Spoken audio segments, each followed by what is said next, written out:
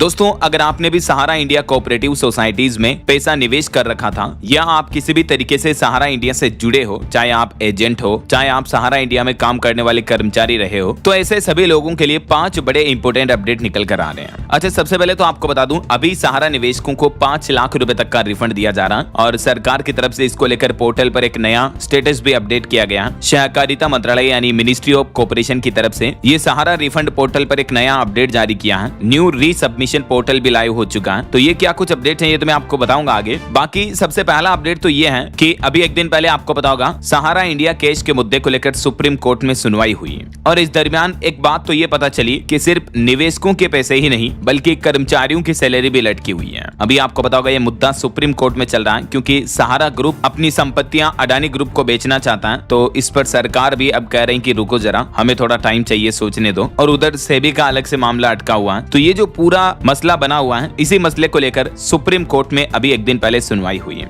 तो इस सुनवाई के दौरान एक बात पता चली है कि एक तो सहारा और अडानी के बीच प्रॉपर्टी डील में भी देरी होने की आशंका दिख रही है क्योंकि फिलहाल तो सुप्रीम कोर्ट ने 6 सप्ताह तक के लिए इस मुद्दे पर सुनवाई टाल दी है क्योंकि केंद्र सरकार ने भी इस मामले पर अपनी तरफ से जवाब देने के लिए समय मांगा है और केंद्र सरकार ने भी कहा कि हमें कम से कम 6 सप्ताह का समय चाहिए। तो सुप्रीम कोर्ट ने केंद्र सरकार की ओर से सॉलिसिटर जनरल तुषार मेहता के इस अनुरोध का चिंतन किया और अदालत ने इस अनुरोध को स्वीकार करते हुए इस मामले की सुनवाई 6 सप्ताह तक के लिए टाल दी है। अब ऐसे में 6 सप्ताह का मतलब अभी तो ये महीना आधा जा चुका है नवंबर का, 2 सप्ताह तो इस महीने के पकड़ लो, 4-5 सप्ताह अगले महीने के मिलेंगे दिसंबर के। तो कहने का मतलब 2026 नए साल की शुरुआत में सहारा निवेशकों को एक बड़ी खुशखबरी मिल सकती है। मतलब 2026 तक सहारा के निवेशकों को ये बड़ी राहत मिल सकती है, उनका पूरा पैसा उन्हें वापस मिल सकता है क्योंकि हाल ही में आपको पता होगा अक्टूबर से पहले जो पिछले महीने सितंबर में इस मुद्दे पर सुनवाई हुई थी सुप्रीम कोर्ट ने, तब भी सुप्रीम कोर्ट ने 5,000 करोड़ के भुगतान की मंजूरी दी थी। अदालत ने सहारा फंड से ये 5,000 करोड़ निकालकर निवेशकों को लौटाने की मंजूरी दी थी, राइट। तो ये रकम कुल 24,000 करोड़ रुपए से दी जाएगी जो कि सहारा ग्रुप ने market regulator security and exchange board of India यानी सेबी के पास जमा कर रखे हैं। अब इस मामले पर भी अभी अड़चन आ रही है। उधर सहारा ग्रुप का तो कहना कि हमने सेबी में इतने 24,000 करोड़ रुपए दे दिए, ठीक है, लेकिन इधर सेबी की तरफ से एक नया बयान आ रहा। तो चलिए मैं आपको ये पूरी कहानी थोड़ी स्टेप बाय स्टेप वाइज समझाता हूँ ताकि आप आसानी से समझ पाओगे कि अभी तक मामला कहां तक पहुंचा और क्या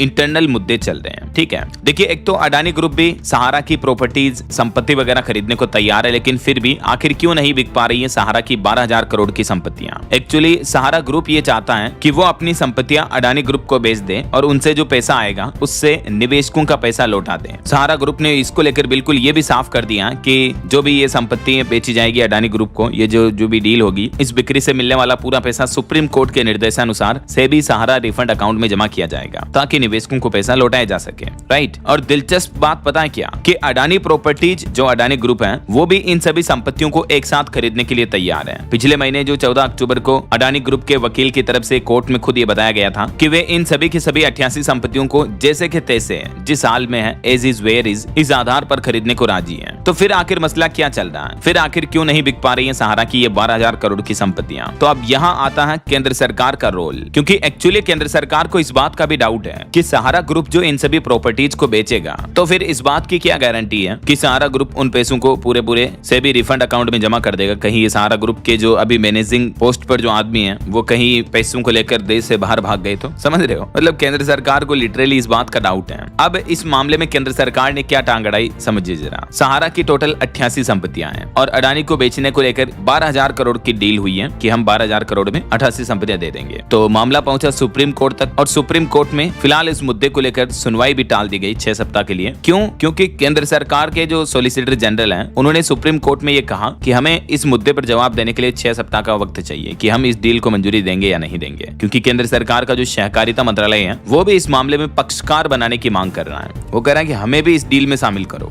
ऐसा, ताकि डील ज्यादा ट्रांसपेरेंट रहे और कहीं कोई फर्जीवाड़ा होने का डाउट शंका न बनी रहे। तो सहारा इंडिया परिवार की संपत्तियों को लेकर चल रही रसाकसी अब एक नए मोड़ पर आ गई है, क्योंकि बात हजारों करोड़ रुपए की है और इसमें देश के 2 बड़े कॉर्पोरेट नाम जिसका नाम है सहारा और अडानी दोनों आमने सामने आ रहे हैं। क्योंकि इधर सहारा ग्रुप तो अपनी आर्थिक तंगी दूर करने के लिए और अपने जो भी निवेशकों के बकाया पैसे हैं उनको चुकाने के लिए बेशकीमती संपत्तियां अडानी ग्रुप को बेचना चाहता है, ठीक है। लेकिन केंद्र सरकार ने सुप्रीम कोर्ट में इस मामले पर जवाब दाखिल करने के लिए अब और वक्त मांग लिया है। तो फिलहाल 6 सप्ताह तक के लिए सुनवाई टल गई क्योंकि पूरा मैटर ही अब केंद्र सरकार के क्लियरेंस पर चला गया। सहारा इंडिया कमर्शियल कॉर्पोरेशन लिमिटेड ने सुप्रीम कोर्ट में ये गुहार लगाई कि उसे अपनी 88 संपत्तियों को अडानी प्रॉपर्टीज को बेचने की इजाजत दी जाए और ये डील टोटल 12,000 करोड़ में होनी है, राइट। तो सुप्रीम कोर्ट ने केंद्र सरकार से भी इस मामले को लेकर पूछा कि आपको तो कोई दिक्कत ही नहीं है। तो इसी बात पर केंद्र सरकार ने कहा कि हमें 6 सप्ताह का और वक्त चाहिए, कम से कम 6 सप्ताह में हम सोचेंगे। तब तक कोऑपरेटिव सोसाइटीज का जो मिनिस्ट्री मंत्रालय है वो तय करेगा कि इस डील को आगे प्रोसीड किया जाए या नहीं, ऐसा। क्योंकि ये डील भी कोई सिर्फ जमीन के टुकड़ों की डील नहीं है, बल्कि दोस्तों इसमें देश की कुछ सबसे प्रतिष्ठित संपत्तियां शामिल हैं। सहारा ग्रुप जिन 88 संपत्तियों को बेचना चाहता है उसमें देखिए आप, एक तो महाराष्ट्र की मशहूर एमबी वैली सिटी, दूसरी मुंबई का होटल सहारा स्टार, तीसरी लखनऊ का सहारा शहर व चौथी सहारागंज। इस तरह की कई हाई वैल्यूएशन वाली और देश की नामचीन प्रॉपर्टीज इसमें शामिल हैं। लेकिन अडानी ग्रुप के पास तो पैसा खूब है, तो अडानी ग्रुप कहता है कि हम जैसी हालत में हैं इन सभी संपत्तियों को खरीदने के लिए तैयार हैं। इधर कर्मचारियों और निवेशकों की भी सांसें अटकी हुई हैं, क्योंकि इस पूरी कानूनी पेचीदगी में अगर सबसे ज्यादा पिस रहे हैं तो वो है सहारा के कर्मचारी और छोटे निवेशक। क्योंकि सुप्रीम कोर्ट में जो अभी एक दिन पहले सुनवाई हुई, इस दौरान सहारा के कर्मचारियों की सैलरी का भी मुद्दा उठा था, लेकिन कोर्ट ने फिलहाल इसे भी टाल दिया है। इधर कोर्ट के सलाहकार यानी वरिष्ठ वकील शेखर नापड़े ने एक और चौंकाने वाली बात रखी जब सुप्रीम कोर्ट में सुनवाई चल रही थी इस मामले को लेकर। तो उन्होंने कहा कि उनके पास अभी भी ऐसी संपत्तियों के भी दावे आ रहे हैं जिनका खुलासा सहारा ने किया ही नहीं है, और उन्होंने ये भी सुझाव दिया कि सहारा कंपनी अपनी वेबसाइट पर सभी संपत्तियों की प्रॉपर लिस्ट डाले, ऐसा।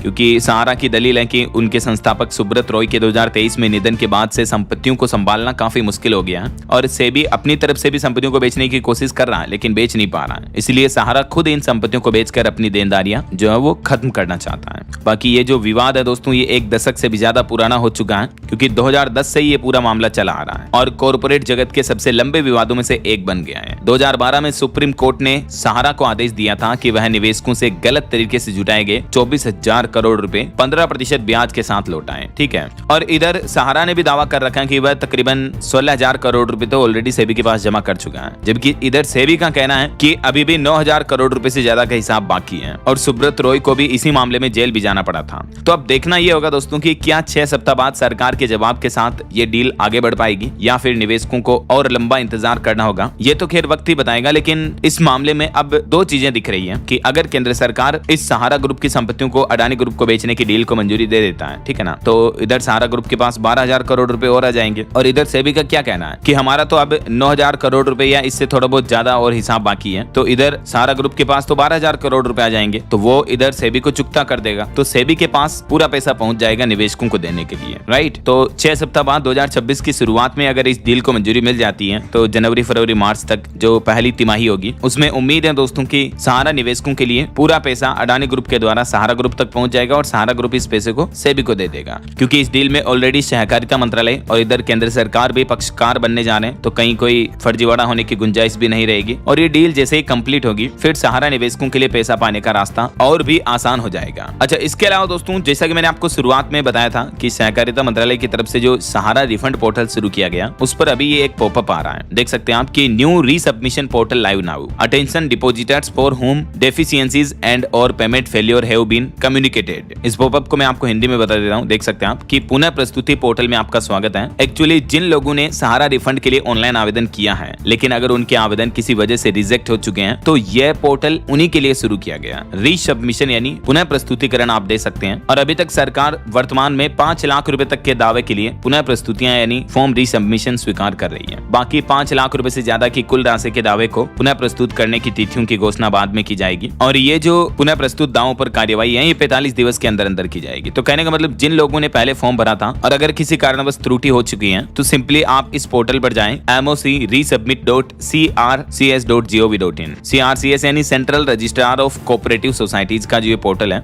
इसके ऊपर जाना आपको और यहाँ पर रीसबमिशन लॉगिन मिलेगा। रीसबमिशन लॉगिन में आपसे एक ही चीज पूछी जाएगी, CRN नंबर, जो क्लेम रिक्वेस्ट नंबर आपको मिले होंगे जब आपने सहारा रिफंड के लिए एप्लीकेशन भरा होगा तब, ठीक है ना। तो वो CRN नंबर डालना और यहाँ पर कैप्चर डालना, फिर वैलिडेट बटन पे क्लिक करना। उसके बाद आगे का क्या प्रोसेस रहेगा, तो सिंपली आप इस यूजर मैनुअल बटन पे क्लिक करना, तो आपके सामने ये PDF फाइल खुल जाएगी और इसमें सारी चीजें स्टेप बाय स्टेप गाइडलाइंस में दी हुई है, ठीक है ना। विथ स्क्रीनशॉट अटैच कर रखे हैं, तो किसी बात की टेंशन लेने की जरूरत नहीं है। आधार कार्ड नंबर, OTP वगैरह वेरिफिकेशन होगा, और जो भी आपसे जानकारियां आगे फॉर्म में पूछी जाएगी स्टेप बाय स्टेप आप उन जानकारियों को भर करके रीसबमिट कर सकते हैं अपना फॉर्म, जो कि आपका पहले किसी कारणवश रिजेक्ट हो चुका है, तो ठीक है। इसके अलावा अगर आप नए रिफंड के लिए अप्लाई करना चाहते हैं तो CRCS सहारा रिफंड पोर्टल लिख करके सिंपली गूगल में आप एक बार ये चीज सर्च करना, तो आपके सामने ये पोर्टल आएगा amorefund.crcs.gov.in, ठीक है, /depositors। तो इस पोर्टल पर आप जाओगे तो यहाँ पर आप देख सकते हैं 2 बटन लिखे हुए हैं, डिपोजिटर्स लॉगिन या डिपोजिटर्स रजिस्ट्रेशन। अगर आपने पहले से अप्लाई कर रखा है तो आधार कार्ड नंबर के लास्ट 4 डिजिट नंबर डाल करके और लिंक्ड मोबाइल नंबर डाल के कैप्चा डाल के गेट OTP बटन पे क्लिक करना है। अगर आपने पहले से रजिस्ट्रेशन नहीं किया हुआ, फ्रेश रजिस्ट्रेशन है, तो इस पे क्लिक करना सिंपली। यहाँ भी स्टेप वही रहेगी, लेकिन इस प्रोसेस में आगे आपको पूरा फॉर्म भरना होगा, पूरी डिटेल सबमिट करनी होगी, आपके सहारा की रिसिप्ट वगैरह अटैच करनी होगी